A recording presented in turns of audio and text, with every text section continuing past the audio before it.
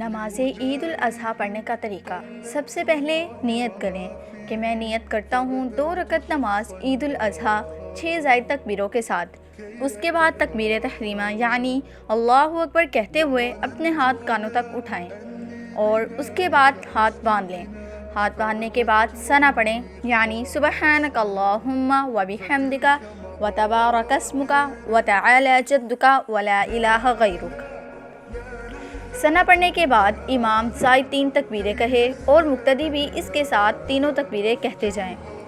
زائد تکبیرات میں ہر مرتبہ تکبیر تحریمہ کی طرح دونوں ہاتھ کانوں تک اٹھائیں اور ہر تکبیر کے بعد اتنا توقف کریں کہ 3 مرتبہ سبحان اللہ کہہ سکیں۔ تیسری تکبیر کے بعد ہاتھ نہ لٹکائیں بلکہ باندھ لیں اور امام تعوذ اور تسمیہ پڑھیں۔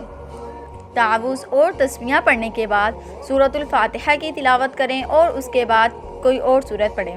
مقتدی خاموش کھڑے سنتے رہیں، پھر رکوع اور سجدہ کریں اور دوسری رکعت میں امام پہلے سورۃ الفاتحہ پڑھے اور کوئی اور سورت پڑھے۔